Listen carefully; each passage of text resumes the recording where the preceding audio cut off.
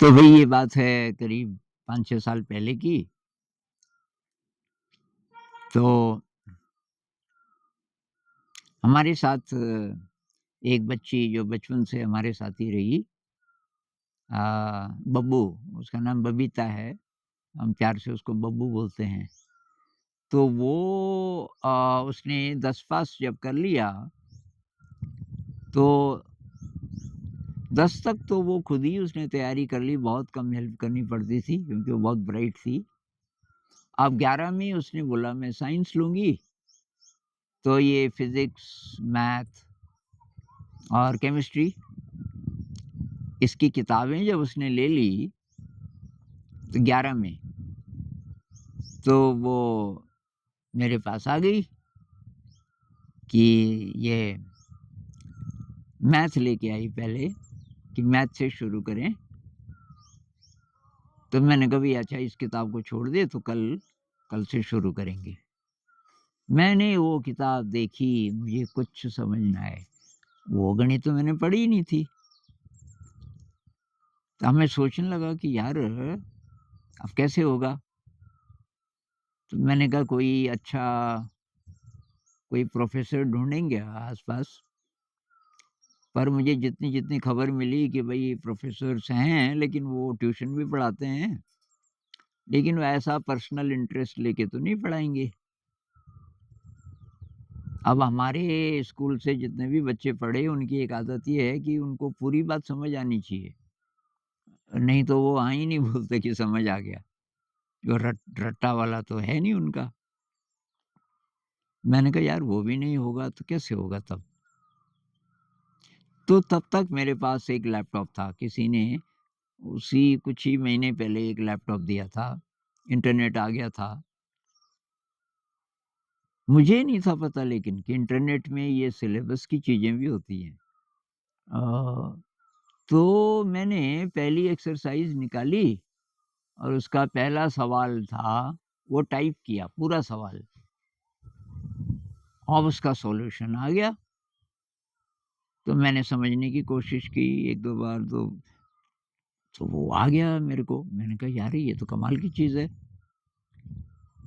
फिर मैंने कहा अगर पूरी एक्सरसाइज़ मैं टाइप करूँ, तो मैंने टाइप किया NCERT 11th math exercise number इतना, सॉल्यूशंस, पूरी एक्सरसाइज़ आ गई सॉल्यूशंस की।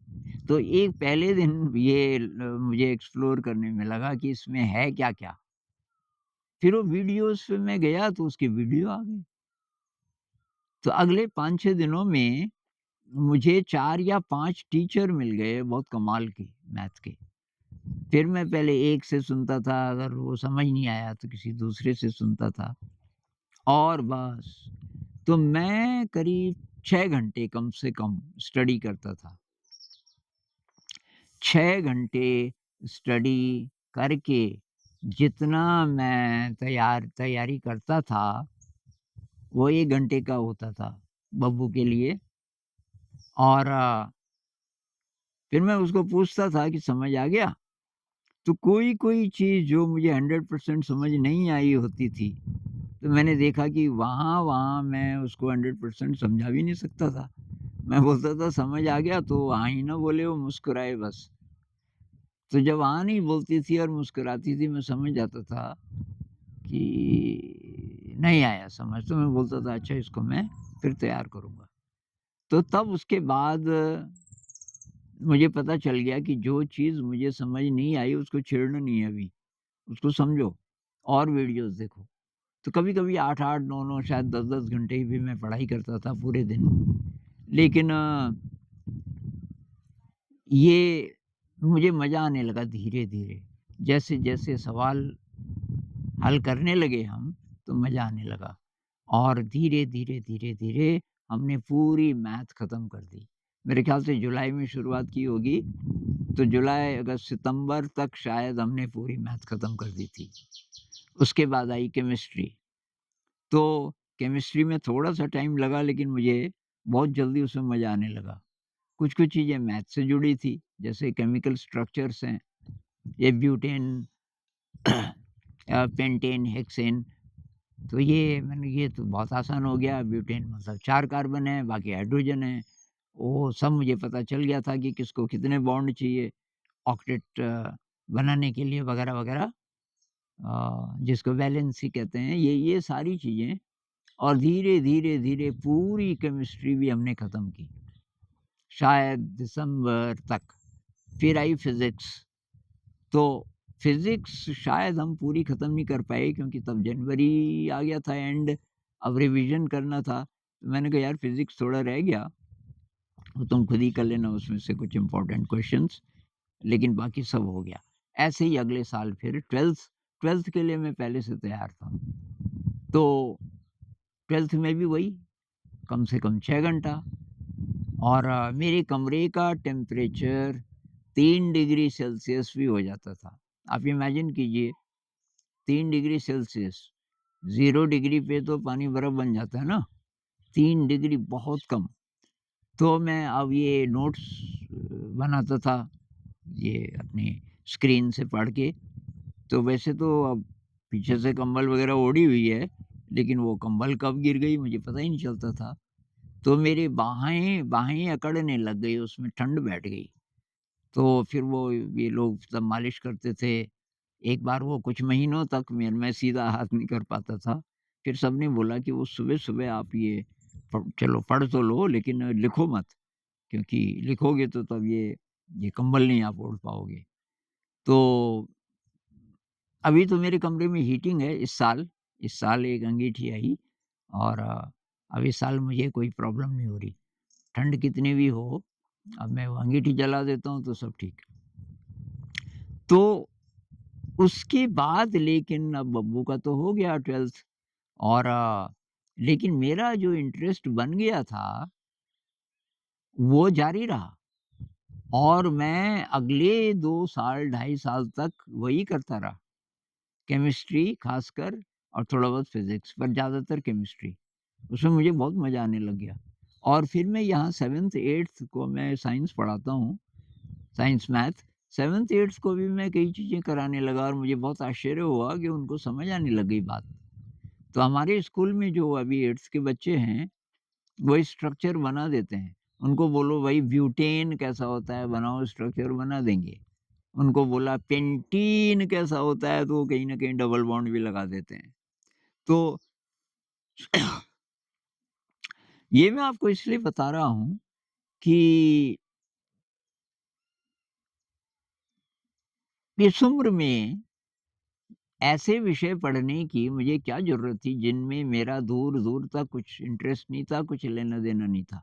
शुरू में ज़ीरो इंटरेस्ट। इंटरेस्ट कहाँ से बना? ये जब मुझे पता चला कि भई बब्बू को तो पढ़ाना है, तो ये जब आप ठान लेते हो, चाहे इंटरेस्ट नहीं भी है, कोई ऐसा काम है जिससे किसी और की हेल्प हो रही है, तो एनर्जी आ जाती है, और धीरे-धीरे कितना भी बोरिंग, कोई बहुत बार तो मन में रहता है ना हमारा, मन में बिठाई रहती है इमेज कि ये बोरिंग है। जैसे फिज़िक्स, केमिस्ट्री, मैथ 12th की बहुत मुश्किल है, बहुत बोरिंग है। ये शायद मेरे मन में था कहीं।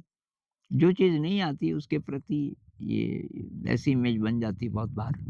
बाद-बाद में मुझे उसमें ब्यूटी नज़र आने लग गई, उन सूत्रों में, और उनको सीखने में बहुत ज़्यादा मज़ा आने लग गया। अब ये मनोरंजन किसी ने बोला बीच-बीच में मनोरंजन, तो भई ये जो स्मार्टफ़ोन है, ये दूर-दूर तक मेरे लिए तो मनोरंजन है नहीं, ये तो मेरे लिए डिस्ट्रैक्शन है। ये मेरे लिए वैसे ही है कि ठीक-ठाक रास्ता छोड़ के आप कीचड़ में चलना शुरू कर दिया आपने। भई क्यों चल रहे हो कि या तो दिख नहीं रहा आपको या होश नहीं है। तो ये मोबाइल वगैरह-वगैरह बिल्कुल नहीं, ज़ीरो, ज़ीरो इंटरेस्ट, ये मेरा इंटरेस्ट नहीं था। या गाने सुनना बॉलीवुड, ज़ीरो, शब्द नहीं चाहिए, ये मेरा बहुत पहले छूट गया था। तो मेरा इंटरेस्ट ये था थोड़ा घूम लो, घूमते-घूमते वॉकिंग मेडिटेशन कर लो। जैसे ही मुझे खाली टाइम मिलता है, अभी ये तो तब से तो ये बहुत सालों से यही बन गया मेरा। जैसे ही खाली टाइम है, आप काम नहीं कर रहे हो, तुरंत याद भी आ जाती है। काम करते समय भी याद आती है, लेकिन खाली टाइम में तो याद आ ही जाती है कि भई ये टाइम है अवेयर होने के लिए। अवेयरनेस के साथ चलना शुरू कर दो और इसका रिवार्ड क्या था मेरे लिए? रिवार्ड ये था कि मुझे कॉन्फिडेंस आया कि मैं ये चीज़ें भी सीख सकता हूँ और ये चीज़ें बाधा नहीं है मेरी साधना में। क्योंकि थोड़ा ब्रेन और ऑर्डर्ड हो जाता है। ये कृष्णमूर्ति जी बोलते थे ना, आपका ब्रेन ऑर्डर्ड, भाई फालतू सोचने से तो नहीं होगा ना ऑर्डर्ड ब्रेन, ऑर्डर्ड मतलब सुव्यवस्थित। लेकिन जब आप ऐसी चीज़ें इंटरेस्ट से कुछ भी आप स्टडी करते हो, तो आपका जो ब्रेन है उसमें थोड़ी सुव्यवस्था आती है और इंटरेस्ट से नहीं जब आप पढ़ते, उसको रटते हो, पूरा समझ नहीं आया, रट रहे हो, आप व्यवस्था बिगाड़ रहे हो दिमाग की, तब आप आध्यात्म में भी नहीं जा पाओगे गहरे।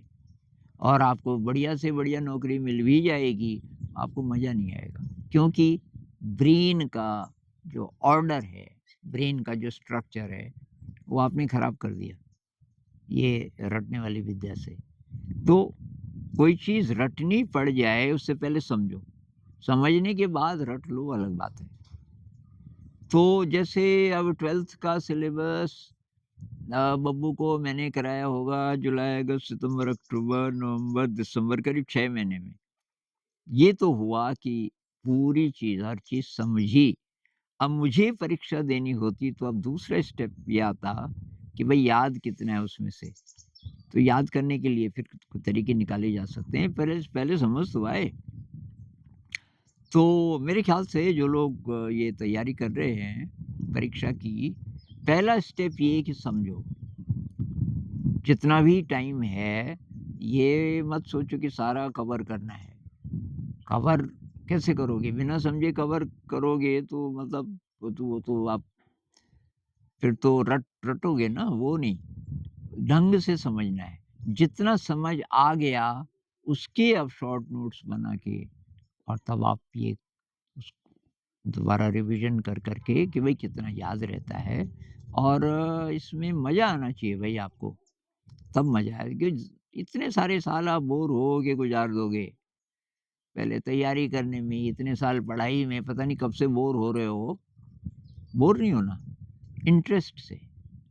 इंटरेस्ट कोशिश करो, जैसे मेरा इंटरेस्ट बना फिज़िक्स, केमिस्ट्री, मैथ में क्योंकि मैंने ठान लिया। अगर आपको बिल्कुल निरर्थक लगे 100% तो छोड़ो इसको तब तो कोई दूसरी लाइन ले लो। अगर आपको थोड़ा-सा भी लग रहा है कि इसी दिशा में जाना है, इंटरेस्ट पैदा करो, हो जाएगा। बीच में ये मनोरंजन के लिए फ़ोन और ये और वो और ये नहीं। स्वस्थ मनोरंजन क्या है? आप वॉकिंग मेडिटेशन कर लो। अगर प्रकृति है आपके आस-पास, एक भी पेड़ है कहीं, तो उसको देखने लग जाओ ध्यान में। ऐसे मनोरंजन के तरीके निकालो। इंस्ट्रूमेंटल म्यूज़िक फ़ास्ट वाला सुन लो जो कि ब्रेन के लिए अच्छा हो, ऐसा मनोरंजन। तो ये कुछ-कुछ मैं शेयर करना चाह रहा था आपके साथ।